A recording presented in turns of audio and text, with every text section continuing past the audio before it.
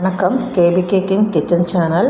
நேந்திரம் பழம் முதியவர்கள் இருந்து குழந்தைகள் வரைக்கும் அனைவரும் சாப்பிடலாம். நேந்திர பழத்தின் நன்மைகள் பார்த்திங்கன்னா அதிகமாக சத்துக்கள் நிறைந்தது. நார்ச்சத்து, கால்சியம், பொட்டாசியம், மக்னீசியம், இரும்புச்சத்து மற்றும் விட்டமின் ஏ, B6, C ஆகியவற்றை அதிகமாக இருக்கிறது. செரிமானத்திற்கு நல்லது. நார்ச்சத்து அதிகம் உள்ளதால் மலச்சிக்கலை குறைத்து செரிமானம் சீராக இருக்கும்.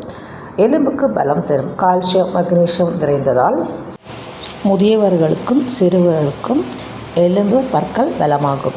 உடல் எடை உதவும். உடல் பலவீனமான இருப்பவர்கள் நேந்திர வாழைப்பழத்தை சுட்டு அல்லது வேக வைத்து சாப்பிடுவதால் எடை கூடும்.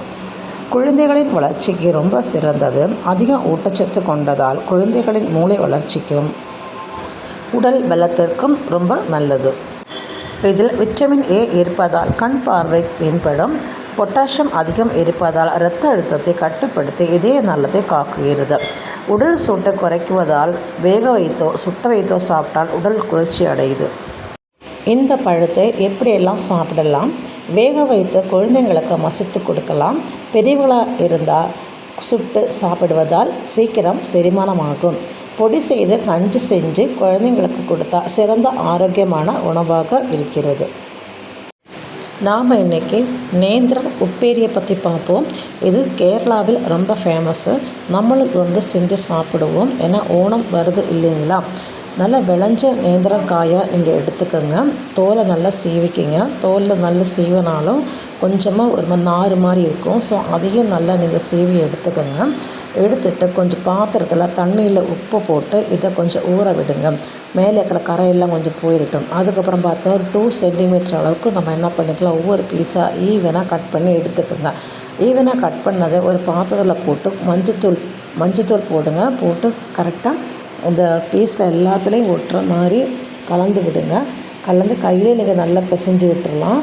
அதுக்கப்புறம் ஒரு 10 மினிட்ஸு அப்படியே விட்டுடுங்க. அதுக்கப்புறம் தண்ணி நல்லா வடித்து விட்டுடுங்க. கொஞ்சம் கூட ஈரப்பதம் இல்லாத மாதிரி பார்த்துக்கோங்க. இதை தேங்காய் எண்ணெயில் செஞ்சால் தான் நல்லா டேஸ்டியாக இருக்கும். ஸோ கடாயில் தேங்காய் எண்ணெய் ஊற்றி இதை வறுத்து எடுத்துக்கோங்க. வறுக்கிறதுக்கு கிட்டத்தட்ட ஒரு 20 மினிட்ஸ் ஆகும். ஏன்னா இது கொஞ்சம் திக்னஸாக இருக்கிறதுனால சீக்கிரம் வேகாது. சிப்ஸாக இருந்தால் சீக்கிரம் எடுத்துடலாம். இது கொஞ்சம் வச்சுட்டு நல்ல சத்தம் அடங்குற வரைக்கும் அடுப்பு சிம்மிலே வச்சு வறுத்தெடுங்க. ஓவர் ஸ்பீடு வைக்க வேணாம்.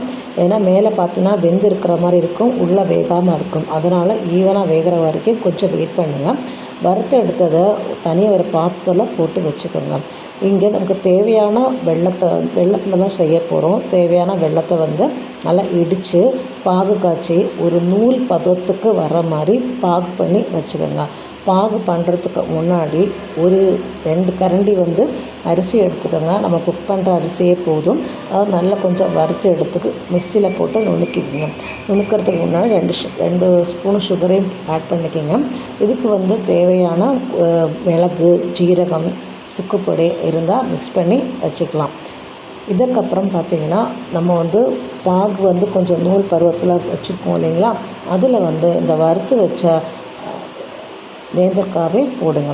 அது போட்டு கொஞ்சம் நீங்கள் கிண்டி விட்டிங்கன்னா ரொம்ப ஒட்டுற மாதிரி இருக்கும். அதனால் என்ன பண்ணணும்னா, நம்ம வறுத்து வச்ச அந்த அரிசி பொடியை ஒவ்வொரு ஸ்பூனாக போட்டு நீங்கள் ஃபஸ்ட் டைம் நீங்கள் கிண்டி விட்டிங்கன்னா நல்லா ஒட்டுற மாதிரி இருக்கும்.